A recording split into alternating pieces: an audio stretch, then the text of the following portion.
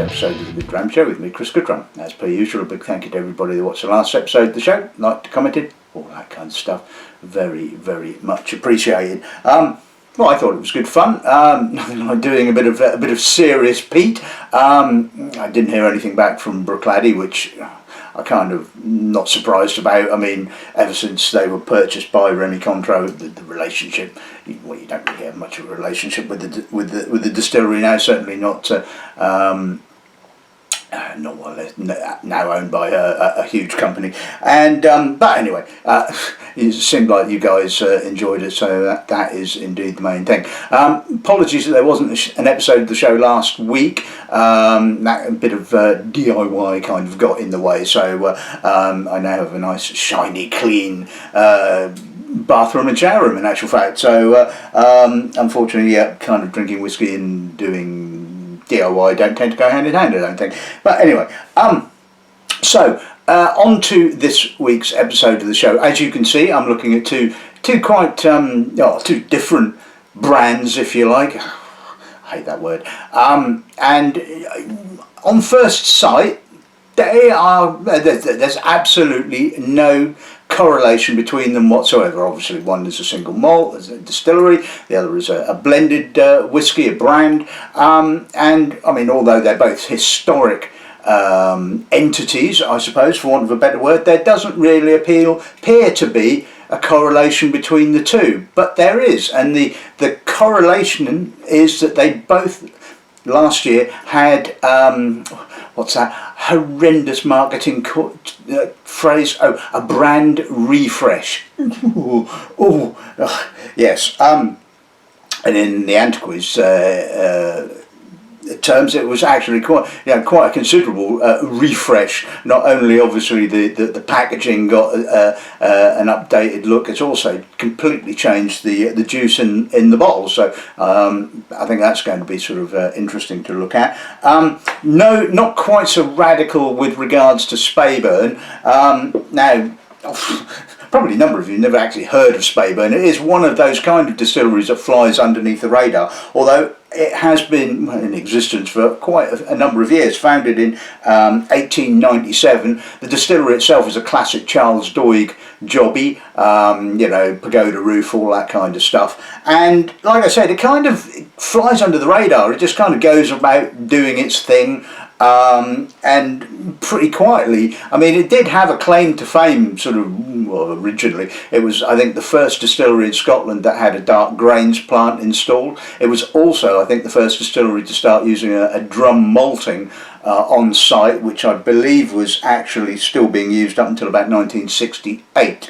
But after that, yeah, it kind of like slunk back off into the shadows to a certain extent. I mean, the distillery itself is kind of like its sister distillery, Knockdo, a classic sort of distillery with regards to its fermentation and the use of worm tubs, which is quite interesting. And basically, it was back in the day fairly short, I think about 48-hour fermentation, and although so it wasn't exactly what you'd call an overtly fruity based spirit, obviously more in the cereal end of things, and obviously with the use of worm tubs it had a weight and a slight sulphurousness, but I think that unlike in unlike in Dalwhinnie, for argument's sake, I think they tend to run sort of colder water through the worm tubs to sort of get, although to kind of mitigate some of that sort of sulphurousness. So in actual fact, it comes across as quite a nice honeyed character with a little bit of time, and I don't think it needs the time in the cask that someone like Dalwhinnie or Mortlach, for example, certainly does. Back in 2015, the distillery had some money pumped into it by their owners, Inverhouse Distillers, and that's when the sort of fermentation was slightly lengthened to 72 hours. So, it has a slight effect, but not, I guess, a sort of like a huge effect. It's not like going from sort of like 48 hours up to over 100 hours and completely radically changing the style of your new make. It's kind of adding a little bit more fruit to its bones, shall we say. So, Two of the whiskies from the distillery that I have are no age statements, entry level bottling, so certainly will have juice post 2015 distillation. I've also found an old sample of the 25, so not really going to make much of a comparison because it's sort of like the difference in age statements. But anyway, I thought it would be kind of quite nice to sort of look back at it, because I like Speyburn. I've always been a big fan of Speyburn, and like I said, it's always been really good value for money, and it's, like I say, it's a distillery that very few people have sort of known about, and that's kind of, I suppose, to a certain extent, it's the owners have not kind of, you know, tried to sort of make more of it than what it actually is, and just, you know, bottle it and you know, not charge too much for it, which is really cool. Anyway, so like I said, so quite a sort of a historic distillery, and the Antiquary itself is also a very historic brand, originally owned by a chap called James Hardy, who set up a wine and spirits business in Edinburgh in 1861, and like a lot of these people sort of developed a blended whiskey that they wanted to sort of sell through their shop. And it wasn't until 1888, I believe, that the brand name, the Antiquary, was actually founded, shall we say, for want of a better word. And in actual fact, I think Hardy was one of the founding shareholders of the North British Distillery, which was opened in 1887. So sort of obviously was safeguarding to a certain extent some of the raw materials for his blend. The brand itself kind of went through several hands, including being sold to James E. Stewart in 1917, who were then gobbled up by DCL, and then I believe DCL then purchased or then absorbed J&W Hardy, so the brand kind of came back together. So it was again under sort of James Hardy's sort of naming, and that was in 1948, which I think was roughly about when they started to use that rather iconic kind of diamond shaped bottle. Now I remember having a chat with the Tomerton rep, well back before lockdown and all that kind of stuff, and it was just about the time of when they were sort of revamping the Cuboccan range, and I was told, although, you know, it was sort of keep it under your hat kind of thing, that there were plans afoot to sort of, you know, do this refresh on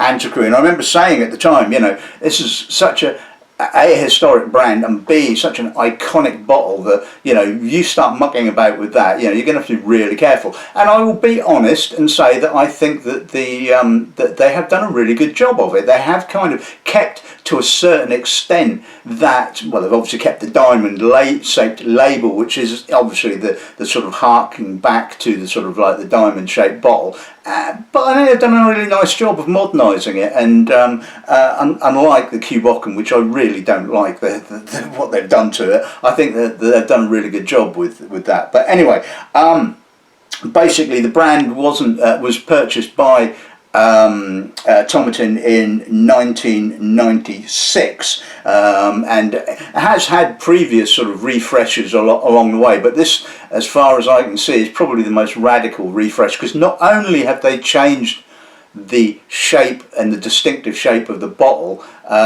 they've changed, like I said, the juice that's inside it. So where in the past it was, I think, a no age statement, a 12 and a 21, I think it was, something like that. I mean, yeah, really, really good value for money. I mean, all right, the no age statement bottling was a bit iffy at times. I mean, it was it was what, 20 odd quid on the shelf, so lots of grain, lots of young grain, and some, some iffy spirit went in there from time to time. But by and large, the rest of the range I thought was pretty good. So that, like I said, radical change. I don't know if they've changed the actual sort of blend itself. I imagine they probably have, but they've certainly done some different things with it. So it'll be interesting to see how that looks now. So I think that's pretty much enough waffling.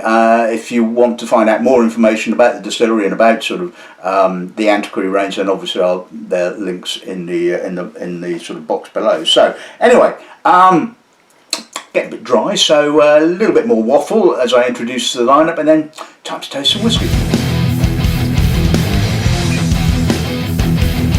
Right, okay, so as I said, but obviously both of these brands have had a refresh. I will say the Speyburn refresh has been quite subtle. They've more modernised the label than anything else, but they've also changed a few things as well. So we're going to be looking at the Speyburn Bourbon. Now, nothing's changed about what's actually in the bottle. There was a bottle that used to be called Bradnoric.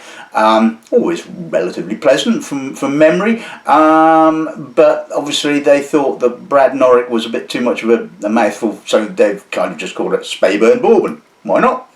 It does exactly what it says on the tin. But also, like I said, it'll be interesting to sort of taste this, because it's been a while since I've tasted it, and to see if that sort of extra few hours of fermentation has made it a more fruitier and less barleyed whiskey. But we shall see. Bottling number 2 is a brand new bottling for the range. This is the Speyburn rum cask. Both of these bottled at 40%. Both of them not too expensive. So yeah, okay, it's 40%. I understand that, but it's price sensitive, and we'll see what the whiskey's like. Obviously, it's not going to be compared. It's probably a bit unfair doing the 25-year-old, but this was an old sample from one of the World Whisky Awards, which I happened to have knocking about, and I thought, well, why not? I mean, this always was a bloody good whiskey. So, ex-bourbon and ex-American white oak, ex-fino. Oh, that's a gobful. Bottled at 46%, and I again, packaging aside, I used to love the packaging that this came in. It had a sort of lovely kind of big, chunky, sort of metallic looking box, and you got a couple of little telescopic travelling cups with it as well, which I thought was really, really cool. So that was really nice. Anyway, moving on to the Antiquary. So like I said, no age statement. Bottling seems to have now disappeared, and obviously the prices gone up a bit, shall we say. So this is the 15-year-old. This is a blend of 40% malt and 60% grain. Now, I mean, the blend used to sort of be centred around Tomatin with other malts in there, which were never, nobody ever told you what they were, because they kept that a complete secret. So basically the blend is married together and then finished off in ex-claret casks. Don't know how long that has been finished for in the casks, but not too much of a clarity kind of colour, so I'm guessing a sort of a fairly judicious finish, I think.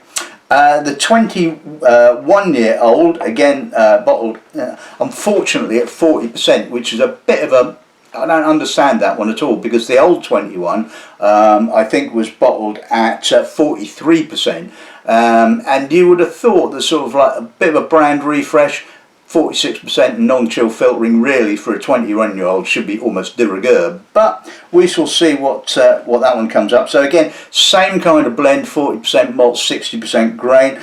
This is married for 3 years in ex-Symington port casks, so completely different so far to the old Antiquary range. And finally the Antiquary 30-year-old, which is again bottled at 40%, and you have to kind of wonder why.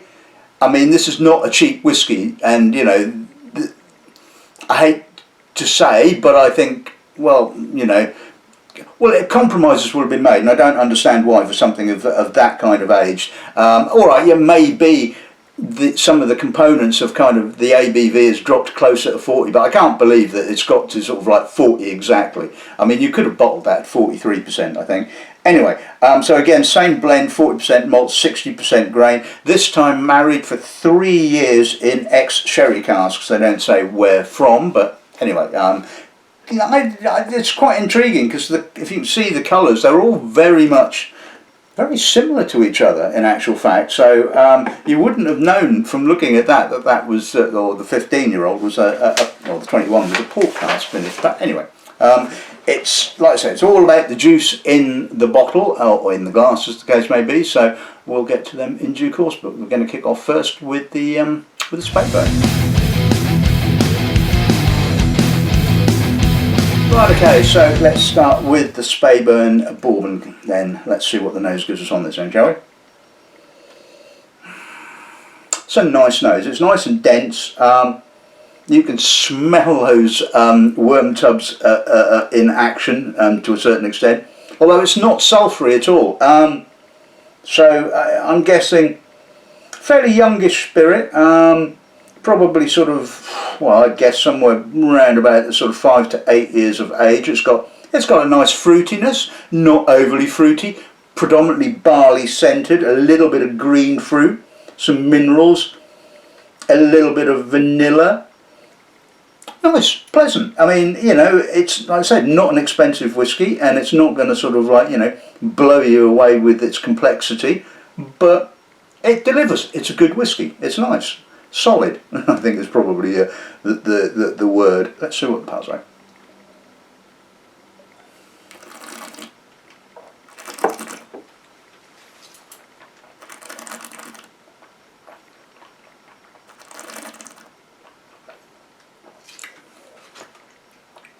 It's a little watery, I will give you that. That compromises to 40%. Finishes nicely. It's got a lovely honeyed note on the finish with a little butter and cream from the American oak. It's got a little kind of, like I said, it's a little watery to start off with. The mid palate is a little bit kind of not spirity, but there's a nip to it and almost like a graininess, and then it kind of finally kicks in on the finish when you get that sort of worm tub weight. You get the honey and the juiciness and the American oak. It's kind of like delayed gratification to a certain extent. It does just take a little while to kind of get there, but when it picks up speed, that's actually not too shabby at all, I don't think. Right, okay, so let's move on to the rum cask finish. Let's see what the nose gives us on this end, shall we?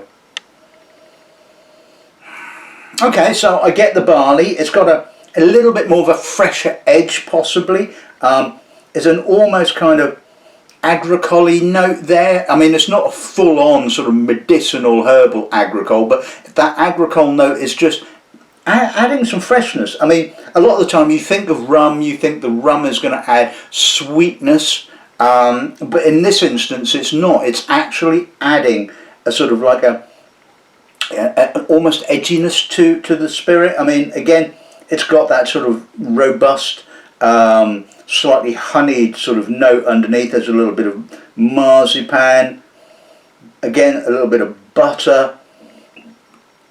Pleasant nose, absolutely nothing wrong with that at all. And like I said, it kind of goes against the grain of what you would expect to a certain extent from a rum finish. That's what the pass on.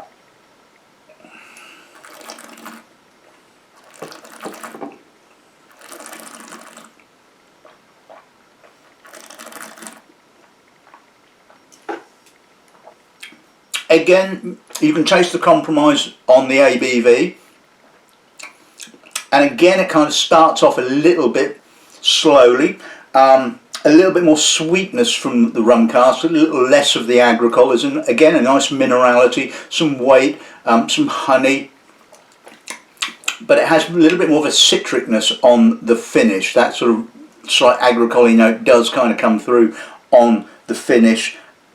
It's 30 odd quid. It's pleasant. It's a nice whiskey at the end of the day. It's not going to sort of wow you with levels of complexity, but it's, I think both of them certainly come into that kind of solid camp, shall we say. I think obviously the sort of the reals where it starts is with the age statement, with the 10-year-old, which I probably should have done rather than the 25-year-old, but well, I had the sample. And the 10-year-old is obviously again American oak and ex-sherry, and just has that sort of a little bit more complexity, a little bit more interest, and it's not expensive. And you know, if you are really price sensitive, then there's certainly nothing wrong with those two. But for me, I think the 10-year-old is probably the place to go. But anyway, let's move on to the 25-year-old.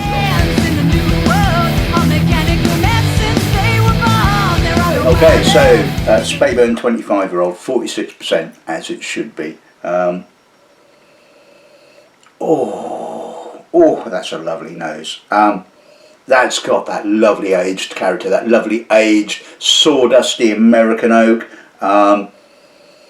There's actually a lot of oak, a lot of sawdust, but it's got some elegance. There's a little bit of citrus. There's again the weight of malt beneath that.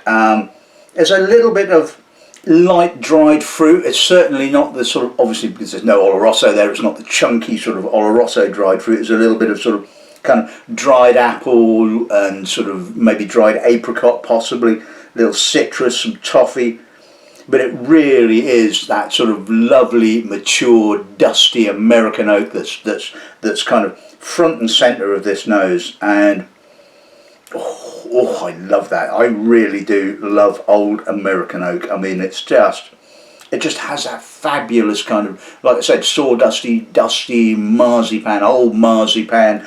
Yeah, okay, you could argue that maybe the oak is a little bit too much in control, but, you know, oh, yeah, love that. And it's a shame it's gone. I mean, this was, I think it was released, about 2012. And I think it kind of like dropped out of their list about sort of 5 years later, I think. But I'm hoping that they're going to bring out another sort of, because I think at the moment, 15 I think is the oldest expression in the Speyburn range. Really crying out for another 20 or 25-year-old. But it'll be bloody expensive now, I can tell you that. But anyway, let's see what the buzz like.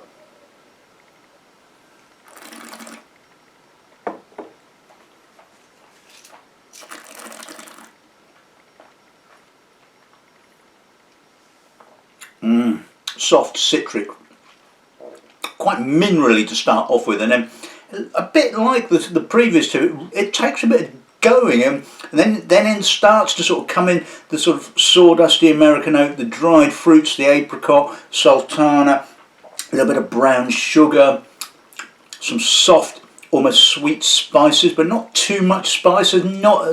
Having no sort of like sherry, Oloroso sherry there, it kind of like doesn't have that sort of Oloroso spice notes that you often get with aged Oloroso. And so it's kind of, again, sort of more about the sort of aged marzipan, the sawdust, the American oak. That's stunning. I mean, that is absolutely gorgeous. And like I said, it does take a bit of going. You know, it's kind of like, you know, it's like reminds me of my old man's Skoda back in the day, and we are talking back in the day when Skoda wasn't owned by Volkswagen and they were boxy bloody things, asthmatic wheezy thing. I remember him trying to teach me to drive and taking this up, and when we used to pull out of sort of like the estate, it had a hill leading up, and my God, it was like, come on, move, you know, and it was kind of like I could bloody pedal faster, but so no, I'm being a bit disingenuous. It's not a Skoda at all, but it does take some time to kind of get going. But when that gets going, that's.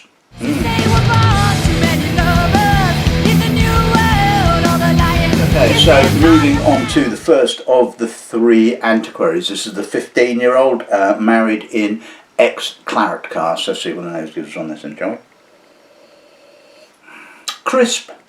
Quite high toned, lots of grain to start off with, but it's not sort of overly young grain, which is quite nice. There's a little bit of barley, some nuts, apricot, marzipan, bit of peat, a little bit of peat smoke.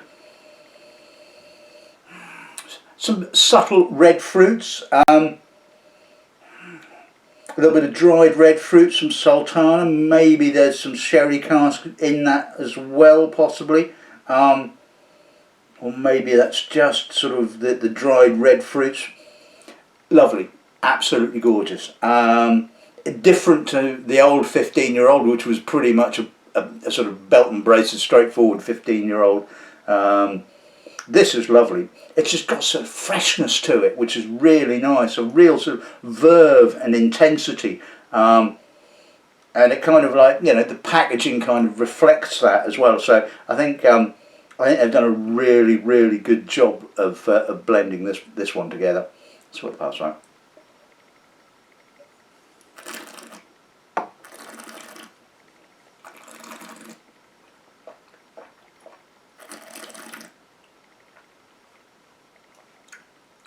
Palate again is quite light. That grain is kind of certainly adding to the freshness and the feel. And this is the whole point about blended whiskies, is that, okay, you might look at it and say, well, it's predominantly grain, but if the grain is kind of doing its job and it's not too young and it's adding that freshness, then and again, it is. It's got a little bit of weight coming through on the mid palate, the red fruits, a little bit of menthol, touch of peat, a little bit of smoke, a little bit of dried fruit as well, and then back to a little bit of sort of red fruits, dried red fruits on the finish. Lovely, really, really nice. Good value for money. I forget what it's retailing for, but it's probably in about the sort of 50s or so, I think. Might be a bit more, 15-year-old, possibly 40, 50, maybe 60. Should have looked it up, but anyway, ignoring that, lovely whiskey, really nice. Right, okay, so let's move on to the 21-year-old. So let's see what the nose gives us on this end, shall we? Denser. I'm getting more peat character through here, a little bit of sawdusty oak. I mean, it's interesting that although both of these were bottled at 40%, doesn't seem to have done it too much harm, it has to be said. But in saying that, I think nowadays, given the age of this, it should at least have been bottled at 43%. I mean, certainly when, you know, what's the duty? An extra 3%, you know, not exactly a huge amount. And it's a 21-year-old, so it should be a premium whiskey. But anyway, it's got that lovely kind of autumnal feel to it. I know we're just coming into, well, spring, so it's probably not the time of year for it. But so it's got that kind of baked apple, that sort of wood embers, burning wood embers, a bit of peat, a little bit of tar, a little bit of medicinal peat as well. So you even got a little bit of a sort of almost kind of Campbelltown fishiness as well. Lovely nose, really complex, lots going on here, and not a great deal of port, to be honest with you. I mean, 3 years, and like I said, looking at the colour of it, not as red as you would expect from a port finish, and therefore not a great deal of port influence, a little bit just at the edge. So again, a nicely balanced nose. So pass that.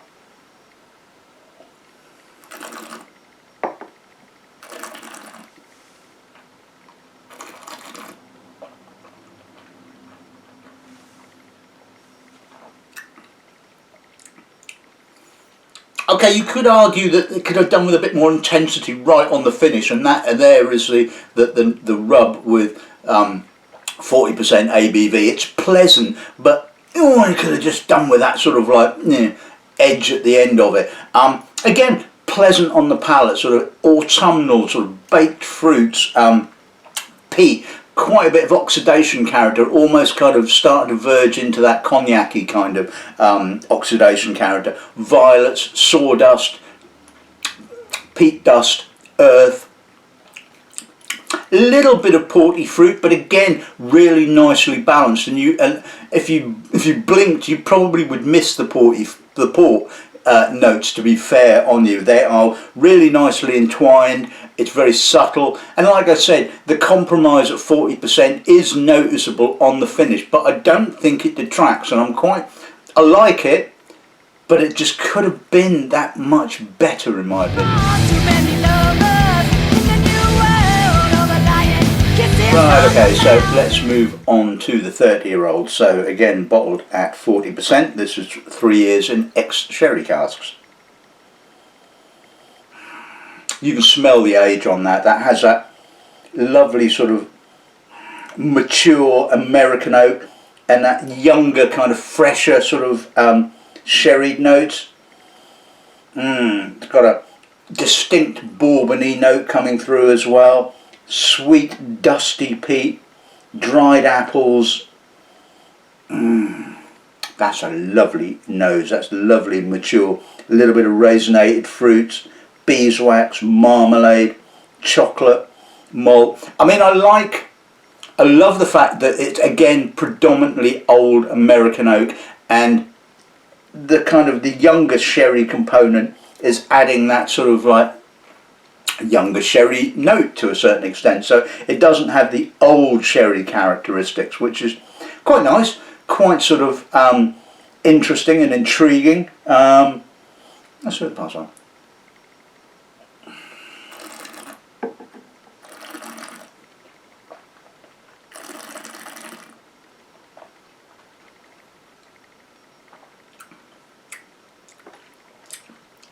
It's nice when it should be kind of, oh my god, but it isn't, and it's compromised because of the ABV, and it's all very soft and it's subtle, and there's more sherry up front, and it's kind of less about this. Yeah, there's some oxidation character, some dried fruit, but it really doesn't have the complexity of the nose. And this is 275 quid, and I have to say it's a real disappointment. You know, if they'd have bottled this at 46%, it would have really had the intensity on the finish. It would have ramped up the spices. It probably would have ramped up the sherry character as well, which would, again, you kind of like, well, is that a good thing or not?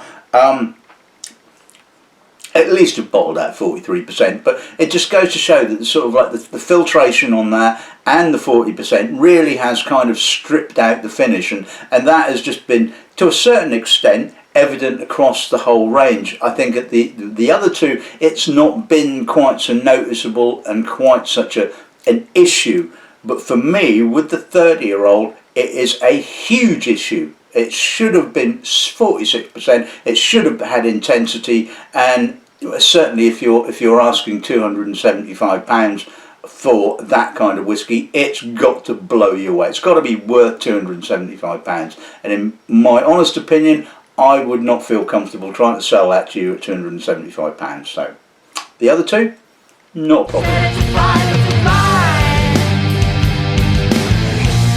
Right, okay, so let's sum today's episode of the show. Well, you know, I love both of these, it has to be said. I love Tomatin, I love Speyburn, but, you know, one's love is not blind, and it's kind of, you know, as you well know, you will get an honest opinion from me, and, you know, I thought the Speyburn Bourbon was pleasant. It was okay. I mean, you know, bear in mind the price and 40% ABV. Okay, I can live with that. It kind of, like I said, the sort of the whole range kind of had this kind of slow start, shall we say, but certainly picked up. And I thought that was pleasant. The rum, okay, maybe the compromise at 40% was a little bit more noticeable on the palate of the rum cask finish. But again, like I said, it was kind of interesting because it wasn't the sort of like rum finish you would expect. It didn't kind of have the sweetness, and actually, in fact, it did pretty much the opposite and added that kind of freshness to it and that slight agricole note. And I thought that was really intriguing, and I thought that was a nice difference. The trouble is, of course, that perceptions, you see it on the shelf, you automatically assume it will have that sort of rummy kind of sweetness, and it's only if you can kind of, if you have somebody knowledgeable, I suppose, who can sell it to you, who can probably tell you that it doesn't have that. But anyway, interesting. Okay, you know, 25, oh, stunning, absolutely stunning whiskey, and long since gone, unfortunately, maybe it will come back. I hope it does, but you know, it will cost you a fair few pence to have that. But anyway, beautiful whiskey, has to be said. Antiquary. Okay, so 15 and the 21. Yeah, okay, I can live with the 40% ABV. All right, maybe if I'm being uber critical on the 21, I would have thought 43 at least. And the palate was, I think, on both of them slightly compromised but nicely blended, and you know, it's always the way when you muck around with a sort of like a very historic old brand. I mean, the thing is, sort of with the original age statements, the 35-year-old was 46%. and really the 30-year-old, this should have been bottled at 46%. That's the real compromise there. And you know, I think the whiskey was lovely. It was nice. It was pleasant.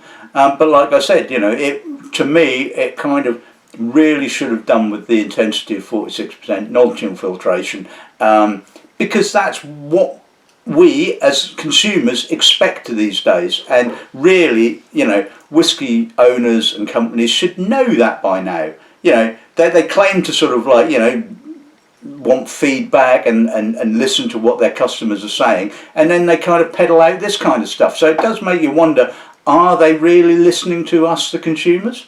Or are we just basically talking in a tin can? But really, at the end of the day, that the compromise on that was just so evident on the palate, which is a real shame in my opinion. So if anybody from, you know, Tomatin that's high up is watching this, then I would just urge you to reconsider that. You know, I mean, because you can change that. You can bottle that at 46%. You know, I mean, all right, you know, you're probably bottling it by the bucket full, but you know, it's not something that couldn't be fixed, in my personal opinion. So anyway, that's this week's episode of the show in the back. I hope you've enjoyed it. I think it's been a bit different. No Pete this week. I think I had enough Pete last week to last me for several weeks, shall we say. So yeah. Not quite sure what's happening next week, but it will be an interesting one nevertheless. So until then, good afternoon and good dramming.